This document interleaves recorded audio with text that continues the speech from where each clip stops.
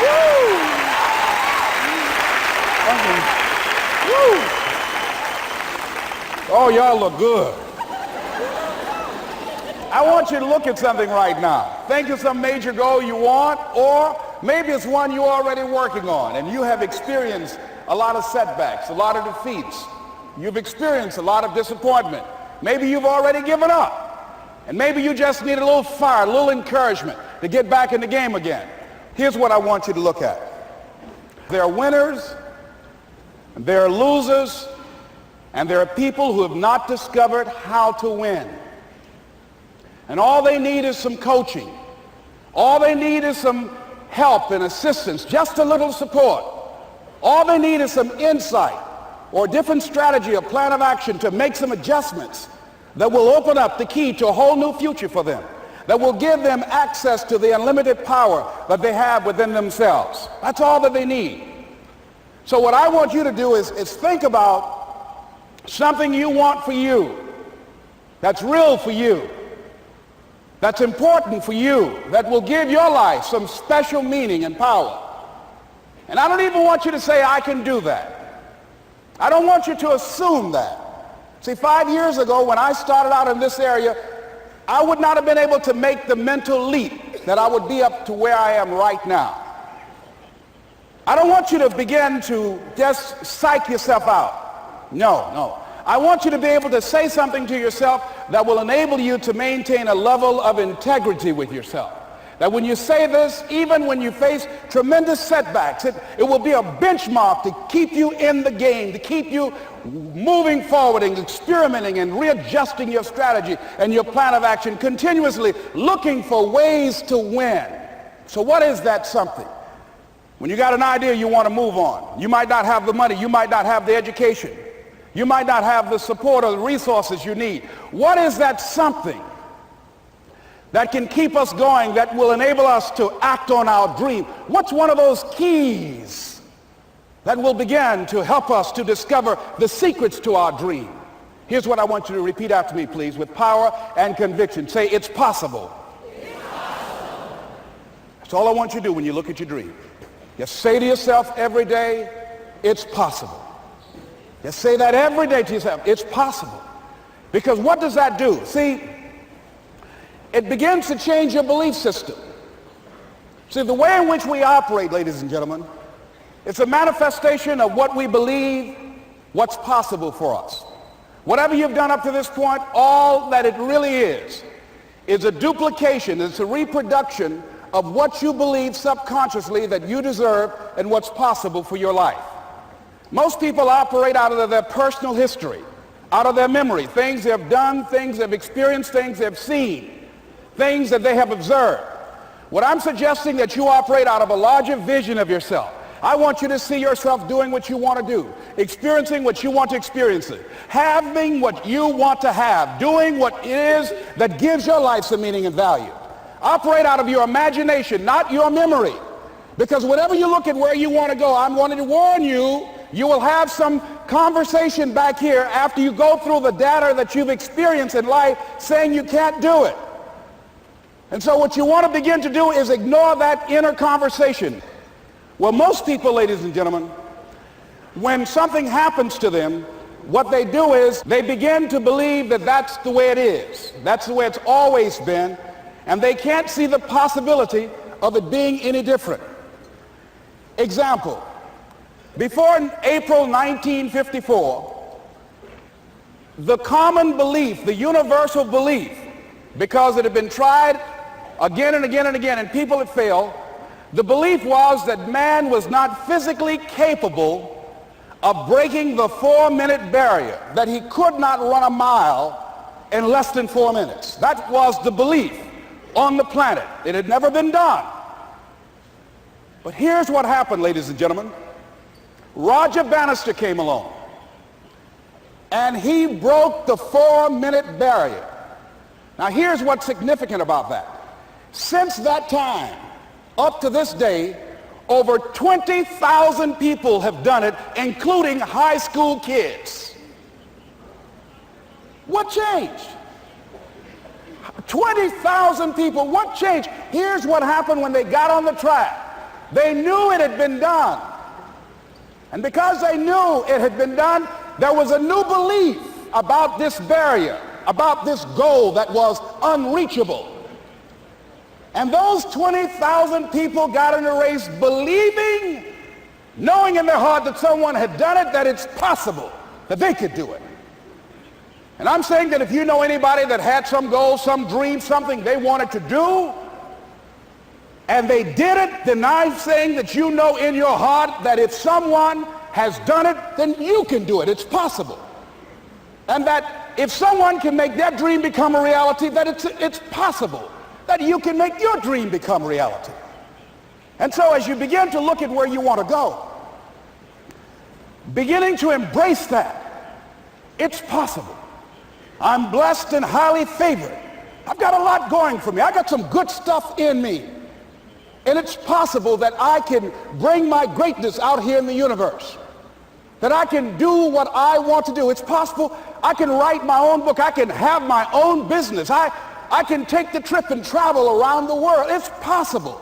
I can bounce back from adversity and reinvent my life. It's possible. Regardless of where I am, that things can get better for me. It's possible. I'm thinking about two men right here in Chicago who were fairly successful, similar background, educated. They worked for a corporation for many years, and they were among many people that were laid off. Two guys who were very good friends. One went out looking for a job for several weeks along with the other one, and they faced disappointment and rejection again and again and again. They couldn't find any work, which is the story of many people across this country. One guy stopped.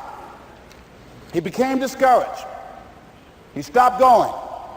He stayed home looking at television, became very argumentative and toxic with his wife, drinking beer, getting on the phone, talking to his other negative, unemployed friends.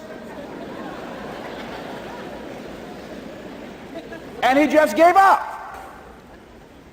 The other guy kept looking for a job everywhere he could go. Every time he could get an opportunity, kept asking people, networking, checking the newspapers every day. Kept going everywhere he could, trying to find a job. You have too much education. You're overqualified. You won't be here long enough. He kept going. He kept going. He went to a place and said, look here, I tell you what, if you can't hire me, and I know you can use my talents, abilities, and skills, I don't want to sit home and do nothing. Just let me do some volunteer work. You don't have to give me anything, all right? I just want to work. I want to be busy. Guy said, okay, it's on you now, but don't expect me to give you anything. It's okay. This guy came in and worked. He was the first one there. The last one to leave was the best employee there. About 4 weeks later, one of the top managers quit. They were looking for a replacement. Guess who they selected? This other guy. This guy who was volunteering his time. He got the job. What was the difference between the two men? Eyesight and mindsight. Eyesight is judging on what you see. Judging according to appearances. But mindsight is how you interpret what you see. One guy said, it's not possible. It's over. I'm finished. I can't do it. I can't make it. He surrendered. I've faced rejection again and again. I'm not going anymore. There are no jobs out there. But this other guy, he felt that in spite of the no's and rejections, in spite of how bad the economy is, in spite of what the newspapers are saying, that it's possible that somebody somewhere will give me a job. He just kept going, thinking it was possible. And guess what, ladies and gentlemen? That's what we have to do with our dreams. Because things happen to you in life that you can never, ever anticipate. And many times when those things happen, you want to give up. I remember when I was in broadcasting, when I was a disc jockey, I became very controversial, not only being a disc jockey, but I felt that radio was something that you not only entertain people with, but you also empower them, you educate them.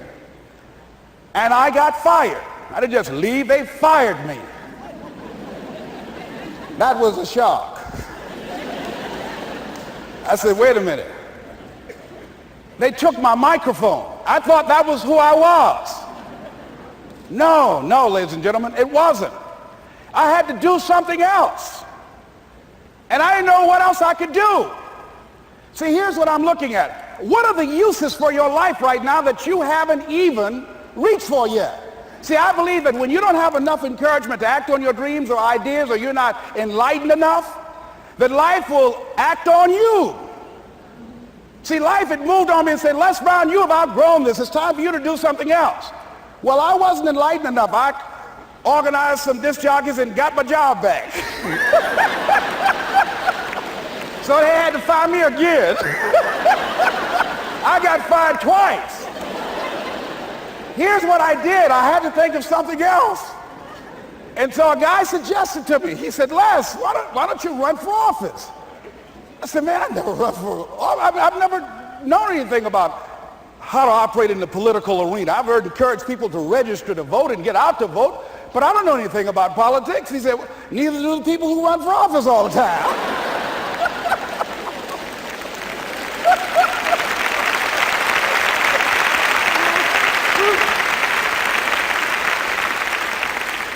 So I ran. Now here's what I'm suggesting. I ran.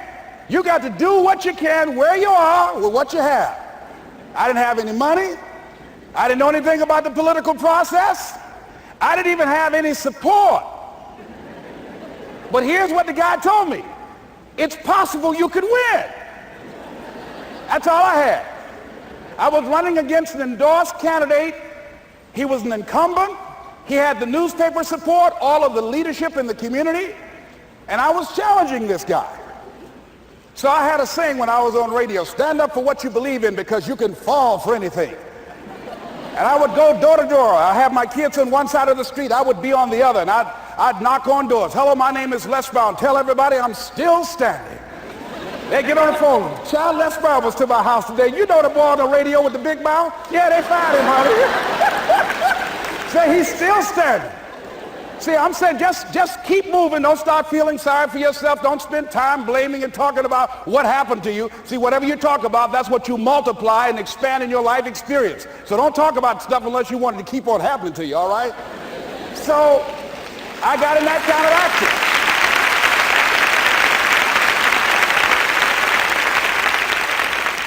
action. As I continue to do that, had my children with me, were going door to door, didn't have enough money.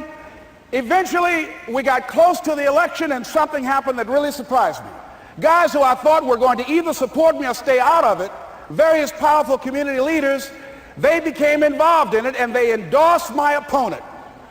I felt devastated. Now that's going to happen to you when you're working on your dream. Things are going to happen that's going to catch you on the blind side. That was shocking to me. They didn't have to do that. All they had to do was just stay out of it. But here they go, come up in there messing with me. Now that's going to happen. There's some people who believe it's their personal business to stop you from living your dream, all right?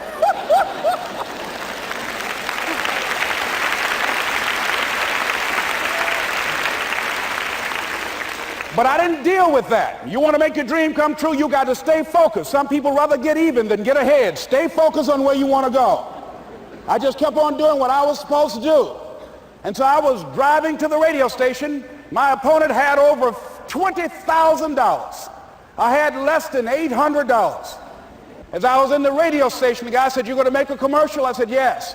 He said, "It better be a good one because that money can't go pretty far here." And I sat there in the middle control room and I was thinking. And here's what happens when you get still.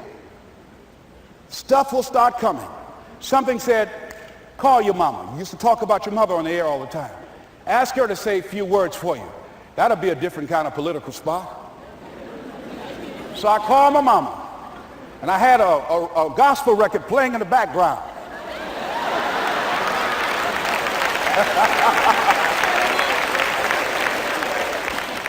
And then I had my mother say, "Hello, this is Mrs. Mamie Brown. When I raised my sons, I raised them to be good children. When they got out of hand, I beat their behind and made them go right. Please vote for my son. He's a good boy."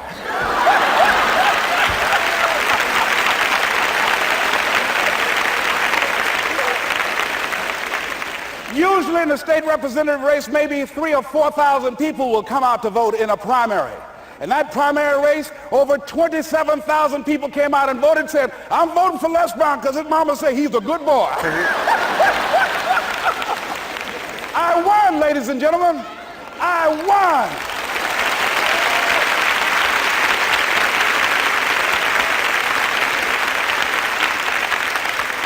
So you've got to be willing to stay focused, to be creative, to be relentless, because things are going to happen to you when you're working on your dream, when you get on track. I remember when I first got involved in speaking, one of the main things that speakers like to do is speak to a certain association that they have over 10,000 of their sales reps that come to this convention. And I was relentless. I kept saying, it's possible.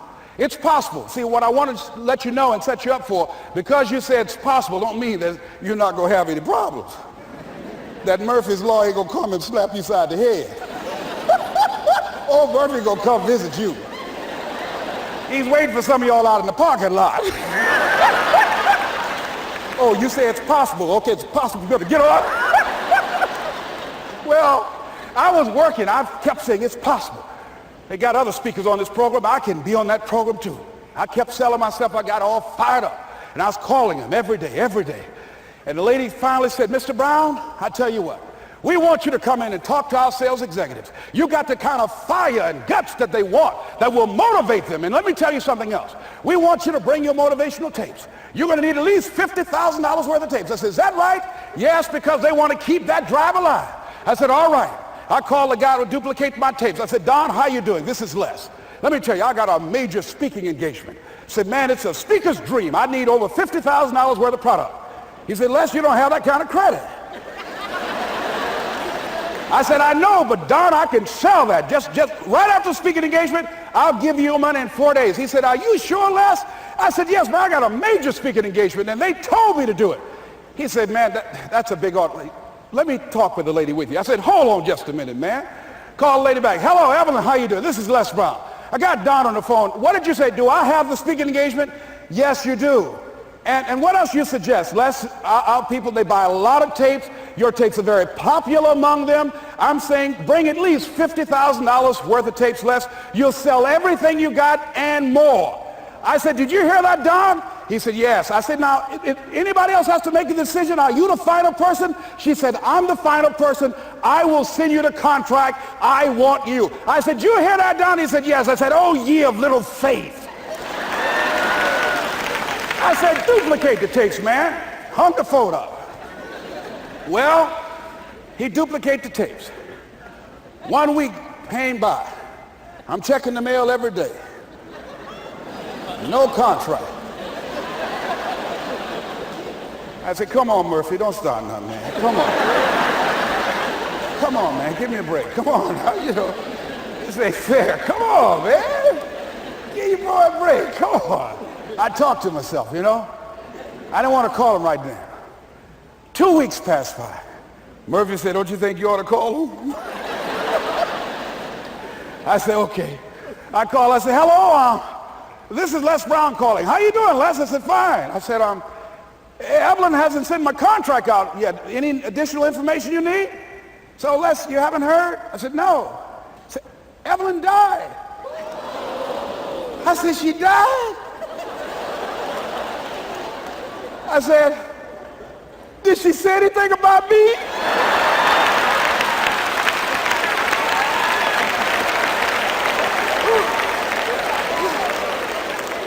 When I got home, I was so wiped out. And Murphy was in the house waiting on me. Murphy said, is it possible you want to listen to some of your tapes?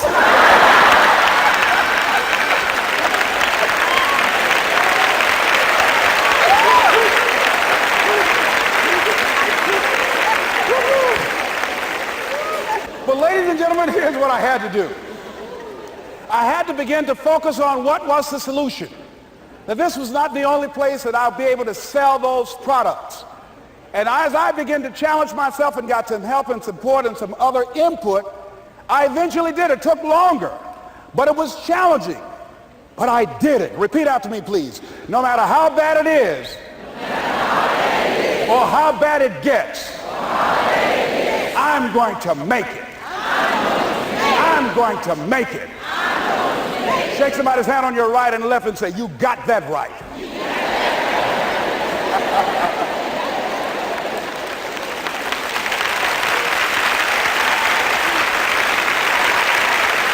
Repeat after me, please. It's possible. I can have my dream. I can get what I want. I must be creative and never give up. Now, let me share something else with you, ladies and gentlemen. When you know within yourself that there's something you want to do, and I believe that all of us were born with a purpose, that all of us have something that we are supposed to do, that all of us have some goodness within us, and that goodness gives us a responsibility to manifest our greatness.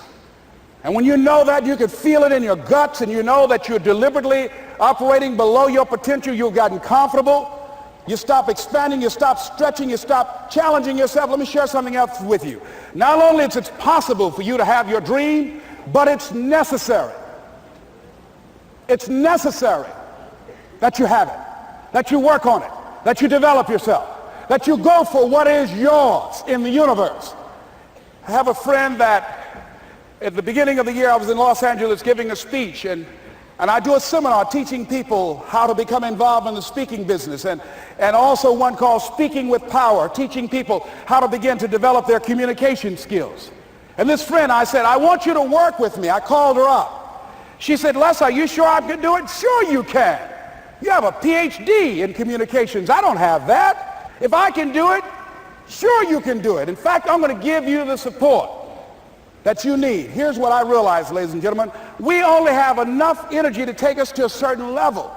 But it's necessary that we assemble ourselves with other people who share our vision, other people that can see it for us, to give ourselves a home court advantage.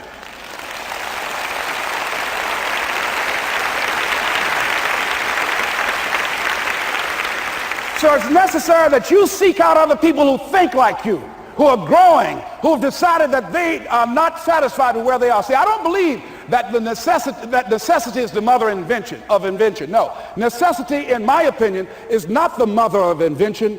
Refusing to accept things the way that they are is the mother of invention.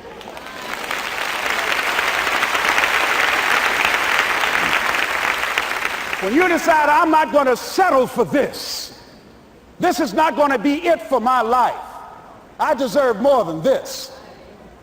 See, that will start making you do some stuff.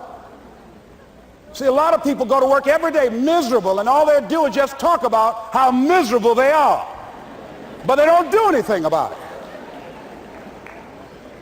So I was telling her that I knew she hated her job with a passion. I said, you can do this. You got more going for you than I have going for me. And we've been going through this for years, ladies and gentlemen. She'd been to my seminar speaking for a living. She brought her husband, and that was one of the major problems that I realized that happened in her life. He couldn't see it for her. So you got to make sure that you have people in your life that can see it for you, that will encourage you. Non-affirming relationships can hurt you.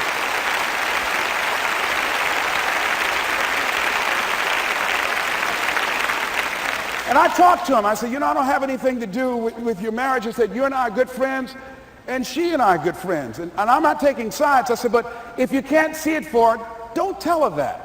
Just give her some support. What if you're wrong?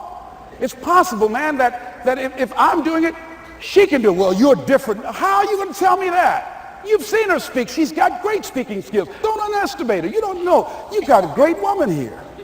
But you see, people who can't see it for themselves can't see it for you. He was happy.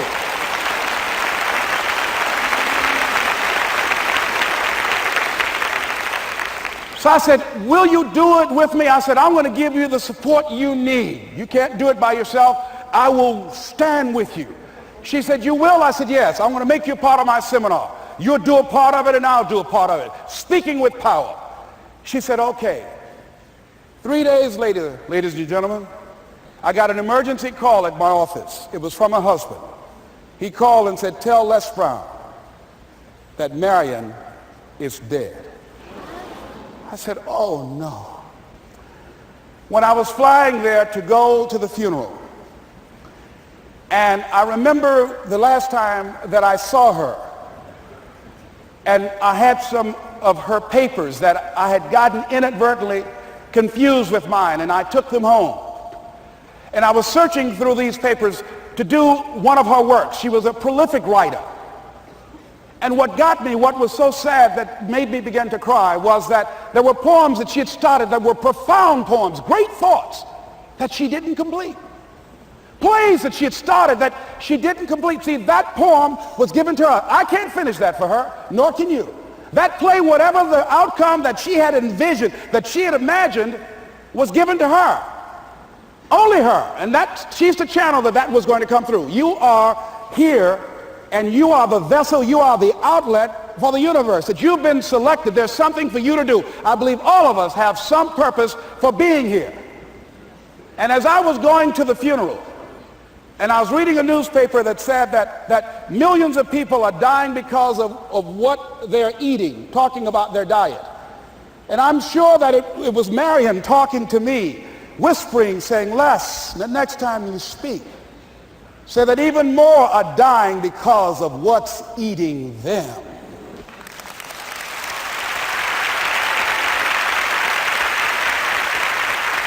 When the challenges of life come your way, you've got to find ways to increase your sense of self-appreciation, because if you don't, you're bombarded with negative stuff every day that beats you down, and you will find yourself unconsciously engaged in self-destructive behavior. If you don't program yourself, life will program you.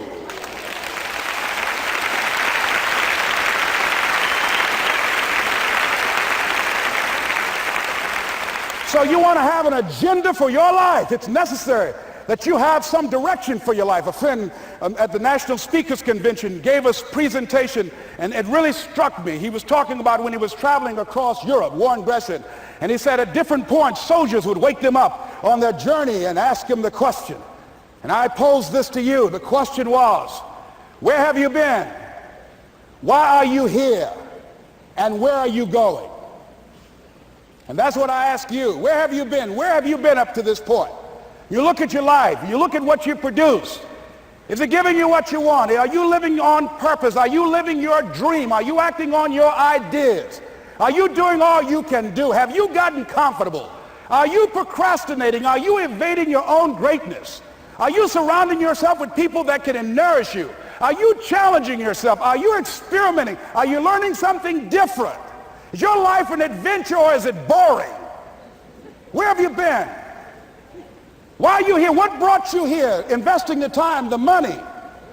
What brought you here? And where are you going? What is it that you can get out of this session, out of this lecture?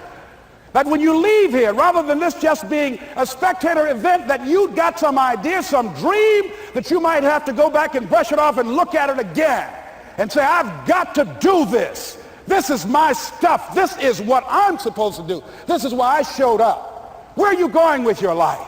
What decisions are you making right now as you look into the future? Are you experimenting to find out what other talents and abilities that you have? See, we're in a time right now. The day is gone where you could just go to college and get out and get a job and work 30 or 40 years with job security and retire with a gold watch. The gold watch days are gone.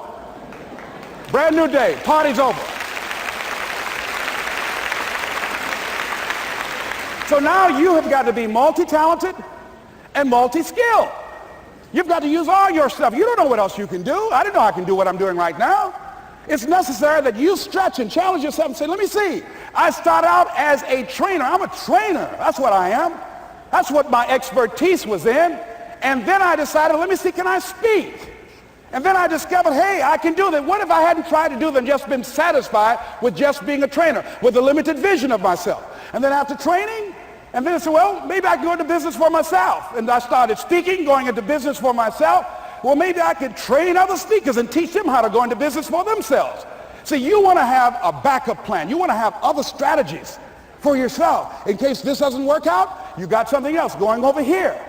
You don't want to ever put yourself in a situation where you have a limited vision and you're only using a limited amount of your talents, of your skills, and of your abilities. And I'm saying to you, it's possible you've got some talents, some ideas in you, your ability to do some stuff that you haven't even discovered yet.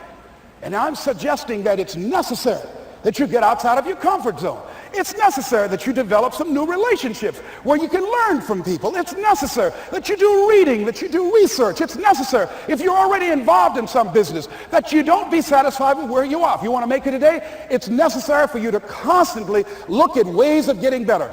Not only is it possible for you to have your dream, and it's necessary for you to challenge yourself to go after it and get better and leverage relationships that can help you get to where you want to go, but it's you. The major key to your reaching your dream, your living up to your greatness, your making your contribution is you. If the economy is good, fantastic. If the banks are loaning money, that's great. If people are positive, that's great. You don't have any opposition, that's great. But the major key to your making things happen in your life is you. When I wanted to get on public television, they told me, you can't do that. So wait a minute, I've seen these other people on. It's possible I can get on.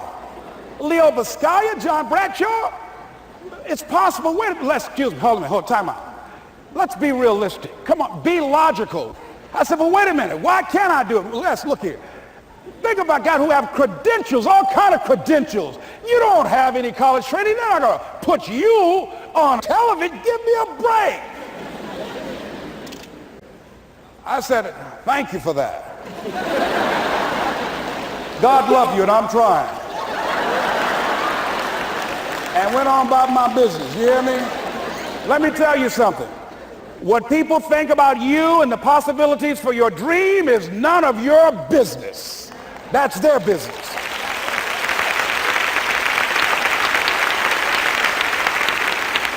They have no imagination, ladies and gentlemen. They're living out of the past, out of their memory. Their attitude is it can't be done because they haven't seen it. They're judging according to appearances. The people that are going to make it in the future, the people that are making it today, let me share something with you. History is being read, but it's also being written by people with imagination.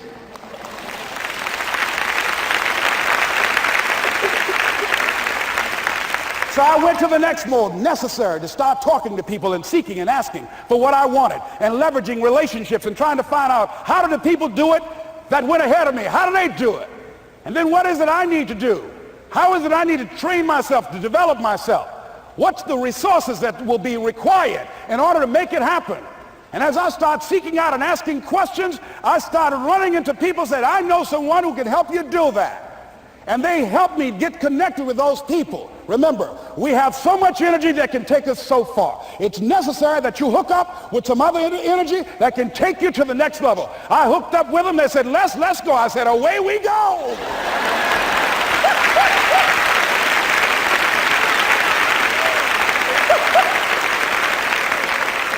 And guess what? Here we are. I love it. You want your stuff? It's necessary you take responsibility for it, that you make it happen, that you don't give up, that you don't take any objection or disappointment or defeats personally, that you keep on keeping on, that you don't decide that I can't make it because you can't see the light at the end of the tunnel, that you realize that's a part of the program. And here's something you've got to resolve. Say this to yourself every day. See, as long as you're breathing, you got a shot at your dream. That's the way I resolve. Say this, please.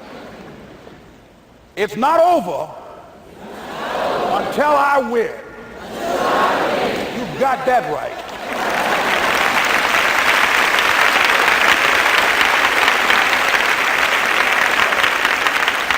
It's not over till I win. Not over till I get through. It's not over till I get over. Not over till I get what I want. Door can't open today, look out. I'm going to come back and take the hinges off. That's how you got to do that. You've got to have that kind of courage, that type of determination. If you want to make it happen, it's you.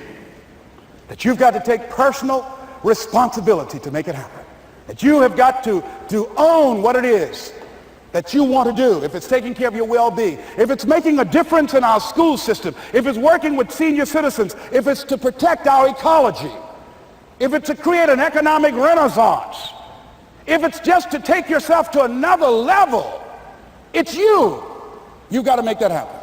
We can point out many things that can make it inconvenient or can slow us down, but ultimately, it's on us. Next step is, not only is it possible and necessary, and it's you to live your dream, to make this greatness that you have within you become a reality, but what I've come to appreciate when you're working on changing your life, changing some bad habit, getting out of addictive situations or relationships, or working to build a dream or making a difference in our society, or learning something that's very challenging. Here's what I realize, ladies and gentlemen, and develop a great deal of respect for. It's hard. Easy is not an option. It's hard living. Life is hard. See, it's hard when you are 49 years old, been working on a job for 17 years, and they come in and tell you you're finished and give you 1 week severance pay. And you got to start all over again. It's hard when you are married and raising children and your children are crawling and your husband dies unexpectedly. It's hard handling just the tragedies of life. It's hard when you're working on something and you put everything you have in it and it doesn't work out. You lose your money and other people's money. It's hard. It was rough when I lost my job.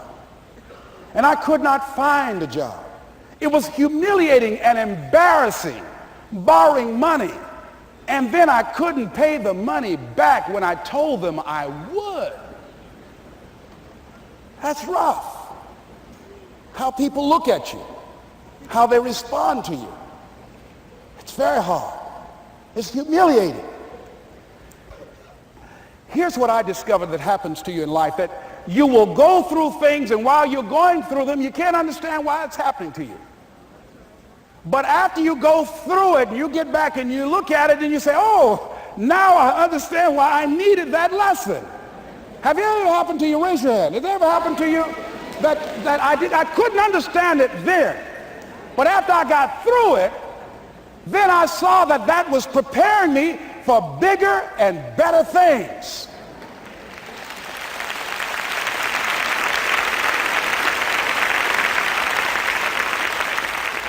That as you go through the challenges of life and you look at it and embrace whatever comes to you, don't run from it. Step toward it. Don't try and duck it like most people do. See, most people want it easy. See, easy come, easy what? Easy go. See, but when you go at what you're going to deal with and you deal with the difficulties of it, when you handle those hard things close at hand, making those hard decisions right now that you don't want to make, learning those things that you don't like to do, but you know that in order for you to get where you want to go, this is one of the hoops that you have to flip through. And I'm saying to you, whatever you got to do it, because if you don't, life is going to whoop you until you surrender and say, okay, all right, I cooperate, okay, I learned, okay. They had to wear me out a long time. So if it's hard, then do it hard. Now, how do you hang in there during the hard, difficult times? Les, you must have faith. You've got to believe in yourself. You've got to believe in your abilities. You've got to believe in your service, your company, your ideas, unquestionably. You've got to have faith, and that faith gives you patience. That is not going to happen as quickly as you want it to happen. A lot of things are going to happen that will catch you off guard. And so therefore you've got to deal with and handle it as it comes. And not only that, but that faith and patience drives you into action. You've got to keep moving and keep plugging away. In the Far East, they have something that's called the Chinese bamboo tree. The Chinese bamboo tree takes 5 years to grow. And when they go through a process of growing it, they have to water and fertilize the ground where it is every day. And it doesn't break through the ground until the 5th year. Okay? But once it breaks through the ground, within 5 weeks, it grows 90 feet tall. Now the question is, does it grow 90 feet tall in 5 weeks or 5 years? The answer is obvious. It grows 90 feet tall in 5 years. Because at any time had that person stopped watering and nurturing and fertilizing that dream, that bamboo tree would have died in the ground. And I can see people coming out talking to a guy out there watering and fertilizing the ground that's not showing anything. Hey, what you doing? You've been out here a long time, man. And the conversation in the neighborhood is, you growing a Chinese bamboo tree, is that right? Yeah, that's right. Well, even Ray Charles and Stevie Wonder can see ain't nothing showing.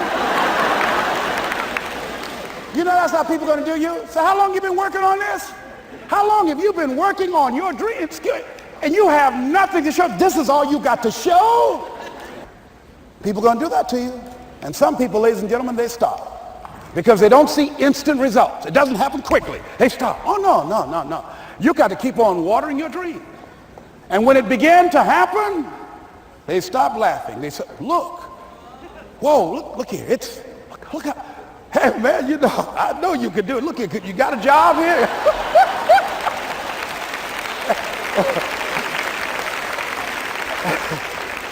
See, during those hard times, we didn't know how you're going to make payroll. During those times when you failed and things didn't work out, they were nowhere to be found.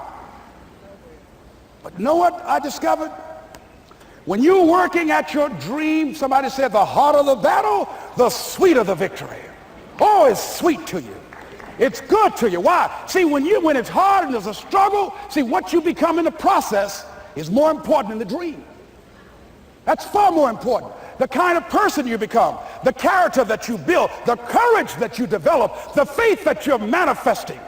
Oh, it's something that you get up in the morning, you look yourself in the mirror, you're a different kind of person. You walk with a different kind of spirit.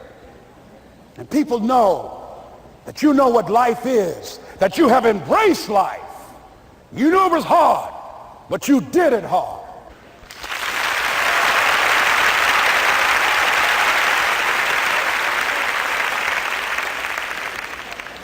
Now that takes us to the next level. If it's hard, why do people do it? You ask people who do things.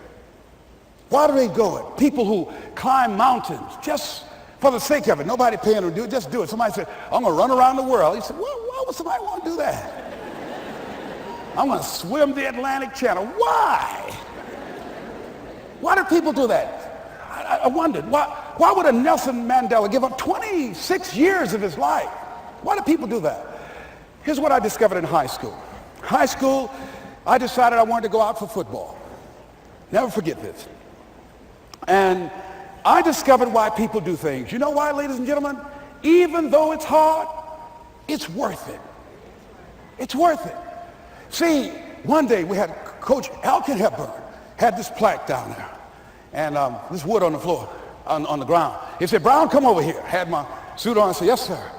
He said, I'm going to have old Larry Littles down there, old big Larry. Yes, sir. Big, fat, sorry Larry. Yes, sir. Brown, I want you to get down bull neck. Yes, sir. He said, I want you running Larry. I want you to put your helmet right in his pit, right up and hit his chest and knock him off that board. You hear me, Brown? You can do that.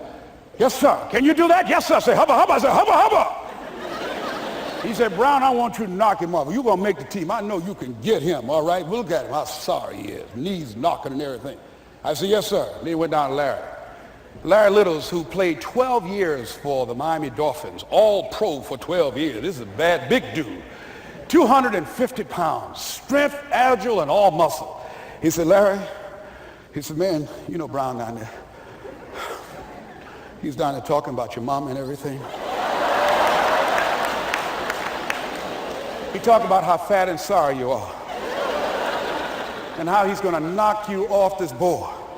Larry now spitting fire and growling and foaming at the mouth. And I'm looking at Larry saying, oh, hubba, hubba. He said, look at that fool down there growling. He told me he's going to scare you that you're going to leave. Are you going to leave? No, coach, I ain't going to leave. Go down there and knock him out the park. Boy, coach got back. He winked at me. Go get him, Brown. I went hard. I ran into Larry with my helmet. Larry said, boom. I don't know where I landed. When they woke me up, I said, can y'all take this helmet off me for a minute? I said, y'all got any more positions out here? They say, like where? I said, don't y'all need an announcer?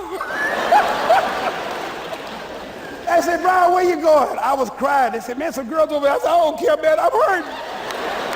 So that fool almost killed me, man. He said, Brian, you quit, man? I said, yeah. I said, what? I said, it ain't worth it, man. No, it ain't worth it. Y'all go ahead. Y'all crazy. I'll be your announcer, man. I was calling the game. I was up there in the booth. Call good games, too, because the pain wasn't worth it to me. And I'm saying to you, you know why people do what they do? The people who go after their stuff, what makes it worth it? It's got to be your passion. You got to love it, ladies and gentlemen. You got to love it. It's got to be what you are supposed to do. You want to sing, and even though they want to invite you to Carnegie Hall, you're going to sing to anybody that listen to you, including singing to yourself. I used to talk to my plants when nobody else would listen to me. You got to write, even if no one published your book, write, because that was given to you to do. You do what it is you're supposed to. You're supposed to build something. You're supposed to create something. I don't know how to do it. Learn. Do whatever is required. Just go out there. It's possible you can get what you want. It's necessary. If you want it, you got to go into action. You got to be willing to experiment. You got to be willing to fail and to succeed. You got to be willing to form and to develop new relationships. It's you. It's on you. You got to make that happen. Nobody's going to bring it to you on a silver platter and say, here's your dream manifested. No, it's hard. Yes, it's hard. It's difficult. Yes, right. And it's worth it.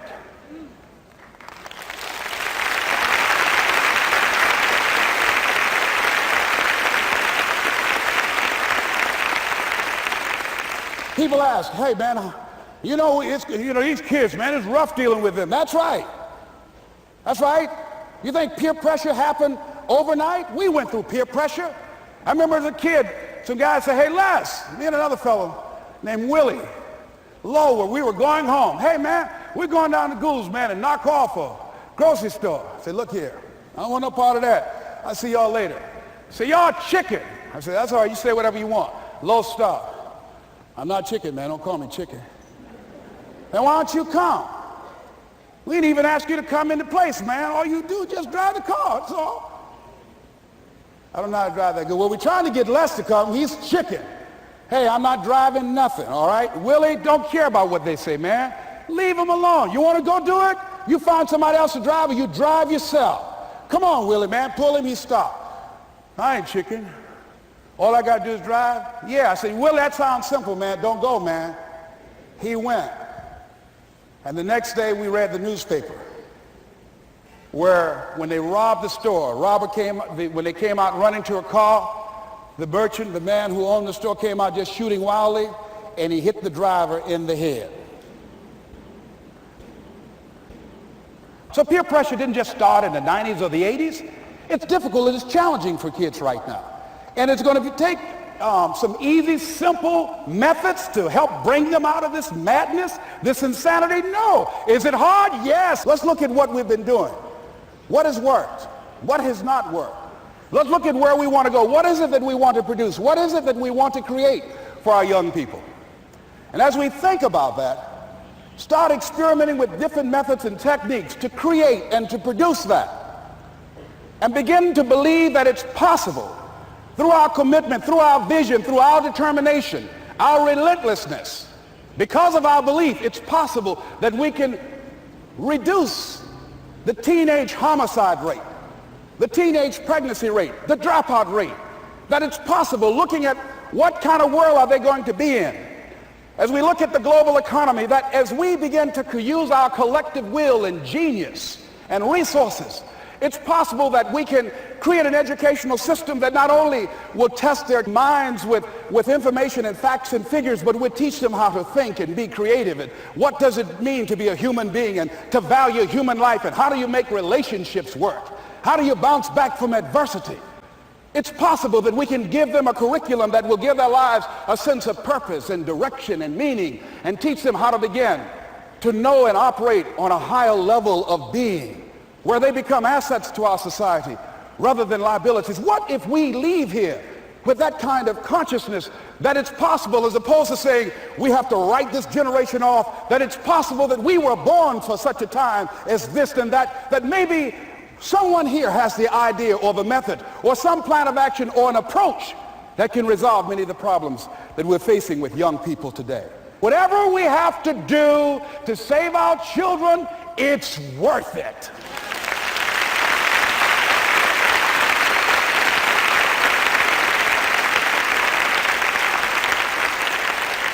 And so that brings me to the final step, that it's necessary for us to begin to look at the future and know that it's possible that we can have our dream. Yes, it is.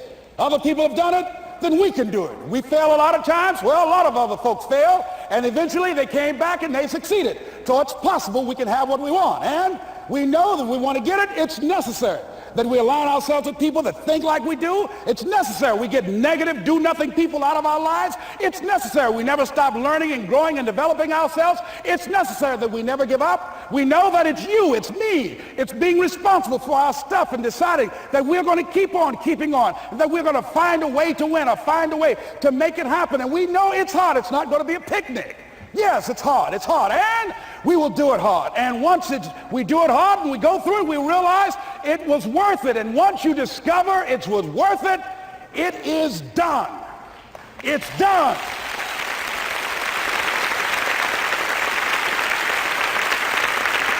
It's done, ladies and gentlemen, before it happens. Well, here's what I'm suggesting to you.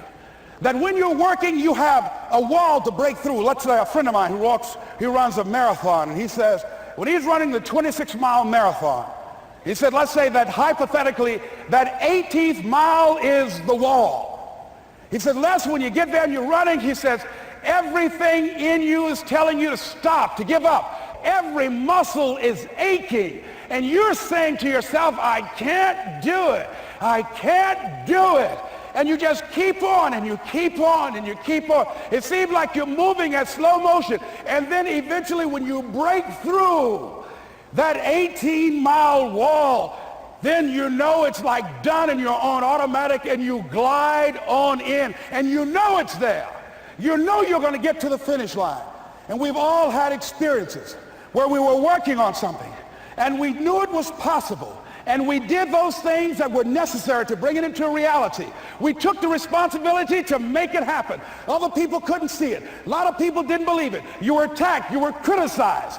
People were opposing you, but you kept on doing it. It was hard. It was rough. It was difficult. But to you, it was worth it. And eventually you got to a level you know, can nothing stop me now. I'm on the move. I'm on the move.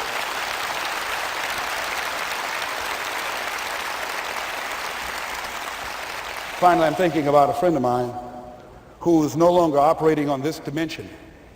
His name is Jack Boland. He had this vision of a church that would serve various types of needs for people, their supportive needs and helping them in recovery from drugs and alcohol and whatever addictions that they might be involved in. And he was known for bringing in different kinds of speakers. And over a year ago, he was diagnosed as having cancer, and he announced to his congregation that he's going to be taking chemotherapy, and that it was a possibility that the cancer would go in remission, and he was optimistic about that. And sure enough, it did for a year. And one of the things Jack always talked about is that he wanted to have his funeral while he lived. And so he invited a few friends, Wayne Dyer and myself and a few other speakers, He didn't tell us why we were there, but once we gathered there, the church, they told us in the room that Jack is going to announce to the congregation, he's bringing his doctor up. The doctor is going to say that we felt we could keep it in remission. It's out of remission, and he doesn't have much time left. And whatever words you want to say to Jack that you would say if he had made his transition, speak those words now. Well, we were shocked and we were somewhat stunned until Jack got there. They brought him in a wheelchair, and boy, was he courageous, and he had a strong smile, and they helped him up the steps, and he sat behind the podium. And each of us got up and we said a few things about Jack and the impact that he made on our lives. And he said, the doctor, after announcing that Jack didn't have long, he says, "Doctor," he said, "I accept what you say, but it's possible that does not have to be the case. But if it is, I will enjoy life to the very last breath I take, even the chemotherapy. I will enjoy that." And Jack did, ladies and gentlemen. And when they said that all of his vital organs were failing, they called his family and his close church staff to the hospital and said, "He's dying." And so they came and they all gathered in the room. And Jack at that time was unconscious. And he gained consciousness. And he looked at them and he said, with what strength he had, he said, "I want to thank you all for being here. You've been a great staff to me." He looked at his sons, his daughter. He said, "You've been a great family." He said, "Don't feel sorry for me." He said, I'm ready to go. I'm looking forward to the next adventure." And he sat there for a little while, laid there, and he closed his eyes, and he lost consciousness. About an hour and a half later, he opened his eyes, and he looked at them. He said, "This is embarrassing. I'm not dead yet." They were laughing through their tears. They said, "Jack, you are a character." He said, "Hey, I hate giving up this kind of control." So they predicted that Jack would die at the end of February. And then on the 2nd, they said, he won't see the light of day. He will be dead by morning. Ladies and gentlemen, Jack died on March 4th. And we believe that even in his dying, Jack sent his congregation a message that I want to give to you with his permission. March 4th is the day he died, and we believe Jack was saying, "March 4th."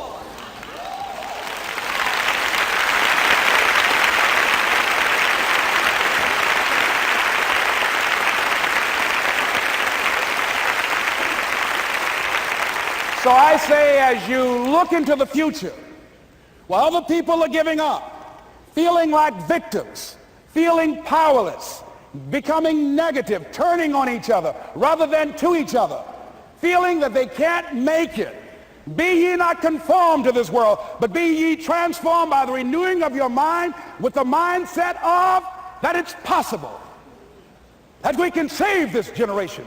It's possible that we can create new industries, a new economy. It's possible that I can find a new profession, a new job. It's possible I can create a new life.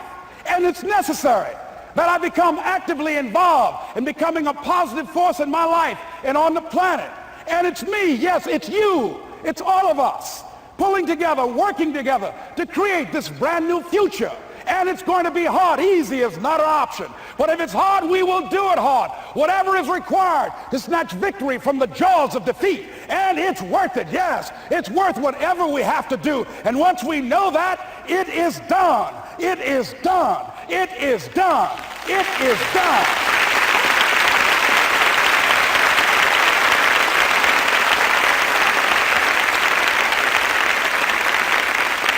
So I say to you, whatever your dreams are, whatever you want to do, in the spirit of Jack, March 4th.